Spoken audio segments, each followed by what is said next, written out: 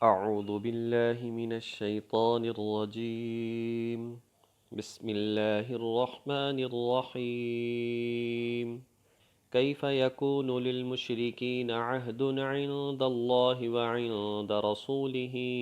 إلا الذين عاهدتم عند المسجد الحرام فما استقاموا لكم فاستقيموا لهم إن الله يحب المتقين صدق اللہ العظیم۔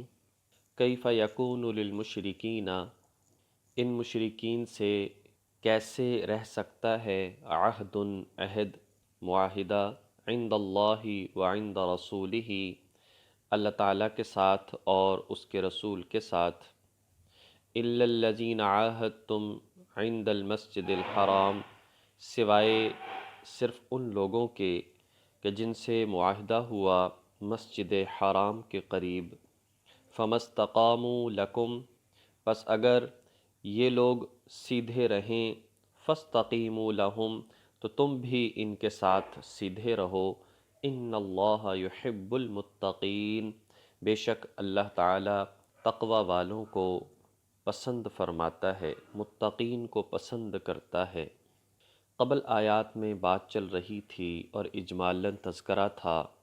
کہ سن 6 ہجری ذوالقعدہ میں جب مسلمان عمرہ کی نیت سے آئے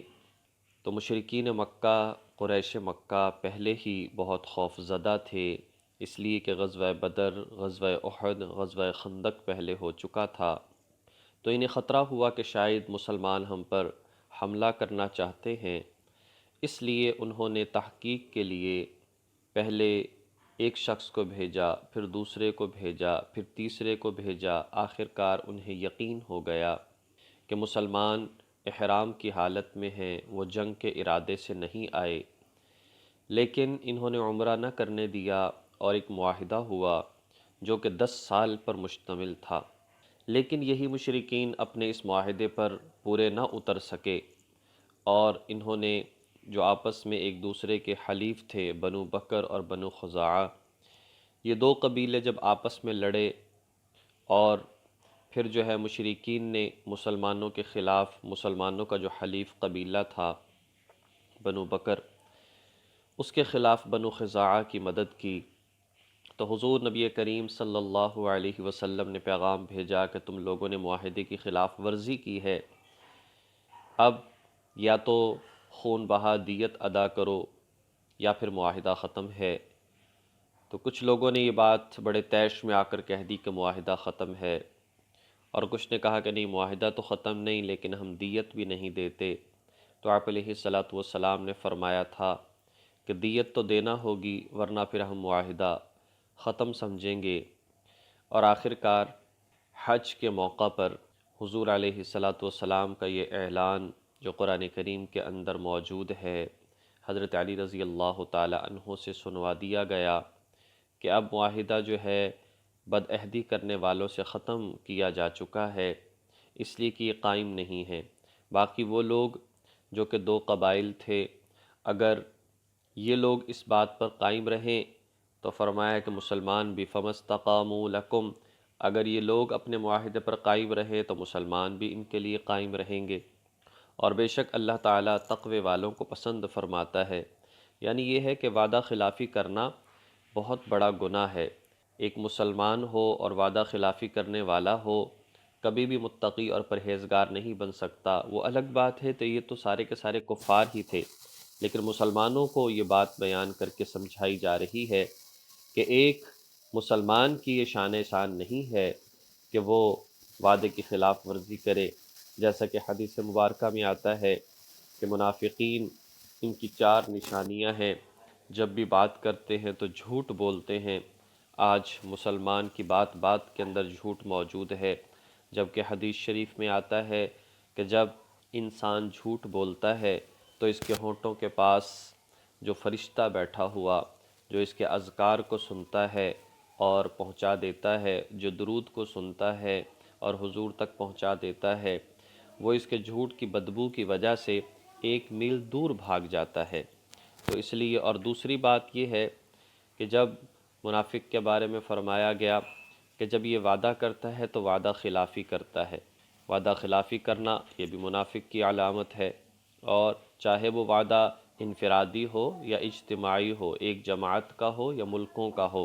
تمام وعدوں کو پورا کرنا لازم ہے۔ اسی طرح سے تیسری علامت یہ بیان فرمائی کہ جس وقت میں لڑائی جھگڑا کرتا ہے تو پھر گالم گلوچ کرتا ہے، اور جب اس کے پاس امانت رکھی جائے تو یہ خیانت کرتا ہے، چاہے علم کی امانت ہو یا مشورہ مانگا جائے یا مال کی امانت ہو، اس کے اندر یہ خیانت کرتا ہے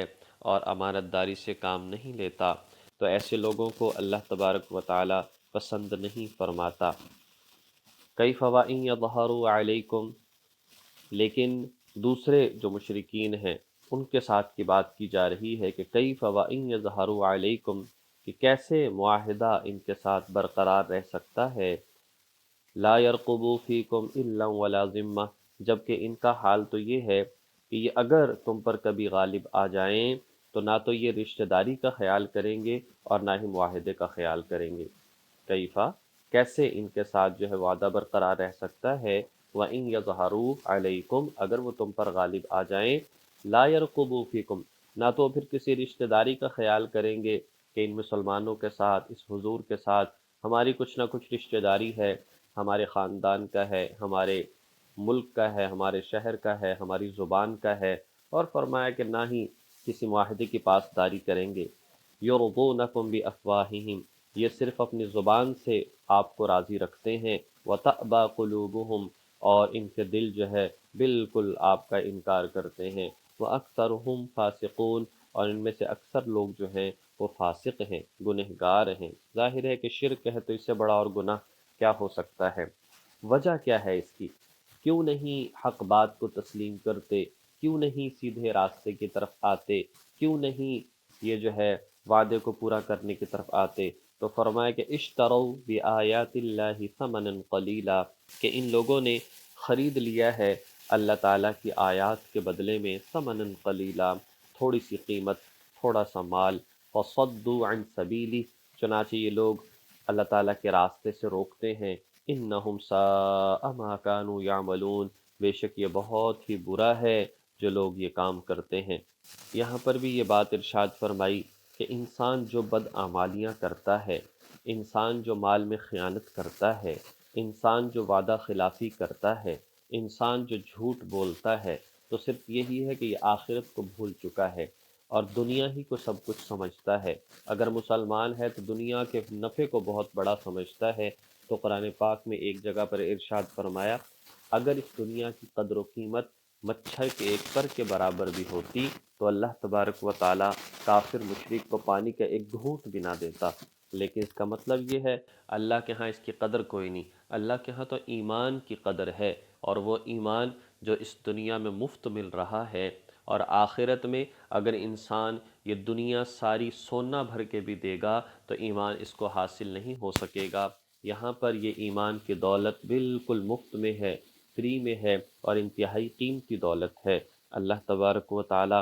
ہمیں اپنے ایمان پر قائم رہنے کی توفیق عطا فرمائے، اپنے نیک اعمال کے ذریعے سے اس کو مضبوط کرنے کی توفیق عطا فرمائے، اتنا مضبوط کہ مرتے دم جو ہے ہماری جو زبان پر جو ہے وہ لا الہ الا اللہ محمد الرسول اللہ جاری ہو جائے۔ یہ اسی وقت ہوتا ہے جبکہ انسان کے دل و دماغ کے اندر اللہ کی وحدانیت، اللہ کا ذکر رچ بس جائے۔ اللہ جل شانہ توفیق عمل نصیب فرمائے۔ وآخر دعوانا ان الحمد للہ رب العالمین۔